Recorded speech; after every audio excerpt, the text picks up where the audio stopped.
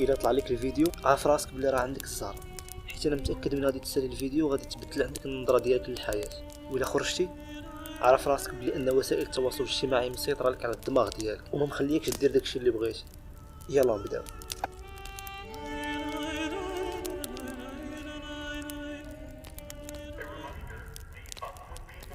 الحياه كتبدا بالبكا ديالك وكتسالى بالبكا عليك. فين هي السعاده في هذه الحياه اذا؟ نرجعوا للزمن الماضي، الزمن الجميل، ايام الطفوله البريئه، الطفوله اللي كل واحد داز منها وكانت عامره ذكريات سواء كانت زوينه سواء كانت خايبه. حنا في هذا الفيديو غادي نناقشوا اي حاجه كانت زوينه. غمض عينيك معايا وتفكر ايامات كنتي كتلعب باللعاب ديالك وكنتي عايش اللحظه البسيطه اللي كانت عامره بالمغامرات والخيال. كانت هي الحافز الوحيد باش كنا كنعيشوا حياتنا وندوزوا الوقت ديالنا. تخيل معايا بهذوك الالعاب والمونيكات كنتي كتخلق عالم خيالي، كنتي انت ولا انت كتحكم به كما بغيتي وانت في نفس الوقت فرحان ومبتسم. ولكن دابا وليتي انت في عالم اللي هو كيتحكم فيك كما بغا وانت في نفس الوقت باكي ومألم.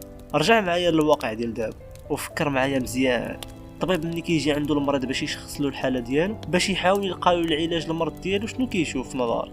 كيشوف الاسباب اللي هما اول حاجه، الاسباب اللي خلات هذا المريض باش يولي مريض. وحتى انت السي القاري والفهم تبع معايا مزيان وحاول تلقى معايا الاسباب اللي خلاتنا نفتقدوا ديك الحلاوه وديك السعاده اللي كنا كنحسوا بها فاش كنا صغار. هاد اللحظه نسولك، شحال من مره قبل ما تنعس قررت انك غدا تبدا تخدم على راسك، تبدا دير عادات زوينه، تقرا كتوبه، تحبس السهير، تلعب السبور، تعلم حاجه جديده اللي غادي تطور من الشخصيه ديالك.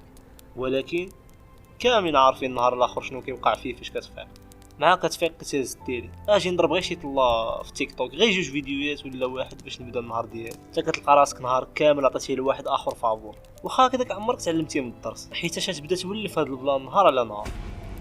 وسائل التواصل الاجتماعي اللي كان الهدف ديالها هو تبني المجتمع وتقرب العلاقات بين الناس، ولا الدور ديالها دابا هو العكس تماما.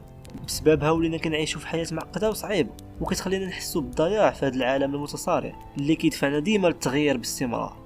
فيديوهات ديال انستا وتيك توك اللي ما كتعداش 15 ثانيه مع الادمان عليها بزاف، والدوبامين اللي كيتفرز مع كل كليك على شي فيديو واللي في الدماغ ديالنا باش يفهم اي حاجه ويركز معاها لمده ما كتعداش 15 ثانيه، لدرجه انه دابا المخير فينا لا بغى يدخل اليوتيوب يتبع مع شي فيديو ديال القرايه وكان فيه اكثر من 15 دقيقه، نحلف عليكم بالله لا تخليه وشاف.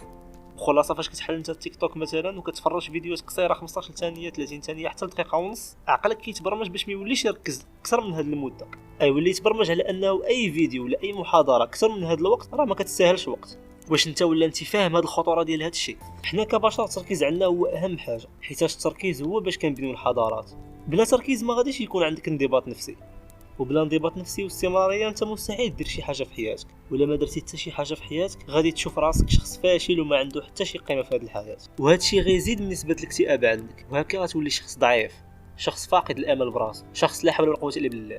كاين اللي خدامه جاي يقول لنا النهار كامل خدام وهاد وسائل التواصل الاجتماعي كيرتحوني شي شويه، والخدمه غا عذاب والسوايع كثار. احسن حاجه دير هي تشكم الوقت اللي كتضيعو، بعدا في الوظيفه راه كتخلص على الوقت ديالك على الاقل. تيك توك وانستا كياخذوا لك فابور، كياخذ التركيز ديالك، كياخذ لك العقل ديالك، كياخذك حتى انت.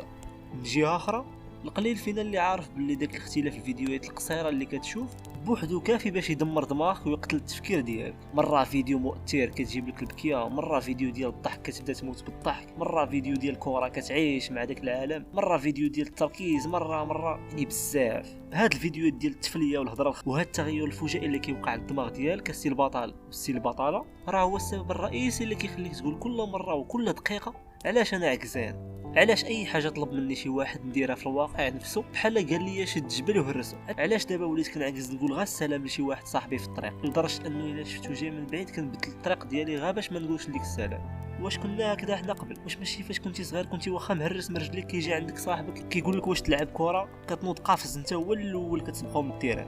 وسائل التواصل الاجتماعي اللي دمرت حياتنا بشبر وهدمت ديك السعاده والحلاوه اللي بنيناها من الصغر. الناس ولاو مستريسين غير باش يطلعوا التفاعل واخا يعرفوا يشوهوك. الهدف ديالهم هو تكون عندهم شهره وتفاعل على انستا وتيك توك. وسائل التواصل الاجتماعي خلات الدماغ ديالنا يكون ثقيل ومعكاز، الاكتئاب، الويل، القلق، وبنادم مابقاش كيجي ينعس بالليل.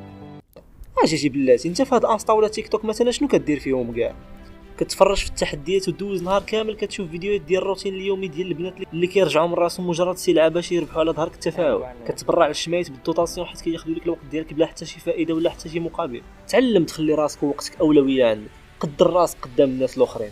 الا ما عطيتيش الاهتمام لراسك شكون كتسنى في نظرك يشوف فيك؟ واحد النهار كتكوني عندك ولاد وانت هي القدوه ديالهم. اش من قدوه بغيتي تكون للولاد؟ واحد اللي ديما هاز التليفون وديما كيدخل للطواليت بالتليفون، واش تسنى منه انه يكون قدوه لشي واحد؟ واحد اللي بلي بتيك توك غارق وسط الفيديوهات ملي كيفيق حتى كينعس حاس براسو عكزان وما باغيش يتحرك من بلاصتو وما باغيش يدير حتى شي حاجه، كيتسنى الوقت غير يدوز حتى كيلقى راسو مرمي في شي سونتر دابير ولا شي بلاصه غير باش يحس بلي راه عايش في المجتمع. اش هادشي وصلنا ليه؟ سير اخويا خدم على راسك، والديك مساكن طال الزمان ولا قصر غادي تجي واحد الوقيته اللي غيوليو عيان اللي ما قادرين يديروا حتى شي حاجه مساكن. والديك كيصبروا عليك حتى لواحد اللحظه يكبروا مساكن وصحتهم ما طيح ويبقاو يشوفوا فيك انت اللي ولدهم بدراعك وكيتسناوك ترد ليهم غير شويه من داكشي اللي داروا عليك وانت صغير. انت شنو كدير؟ انت جالس كتفرج في هشام ملولي والياس المالكي؟ حرام عليك هادشي. كيفاش ولادك انت بغيتي تكون قدوه ديالهم؟ خدم على راسك ونهار تكون ناضي تزوج البنت اللي تستاهل. عرف قيمتك، تعلم المهارات اللي غينفعوك من بعد. بنادم سلبي بعد منه وبعد من بن عله. عيش صاحبي وخرج من ديك القوقعه وحس بالحلاوه في الخايبه والزوينه. كون داك بنادم اللي فاش كتشوفو كدايز في الزنقه كتحتارمو وتقول مع راسك واو تبارك الله عليك. كون وازن في هضرتك. حنا راه مازال صغار، مازال خاصنا نكتشفوا الحوايج اللي عمرنا شفناهم في حياتنا، الحوايج الزوينين اللي غادي يردوك the best version of you.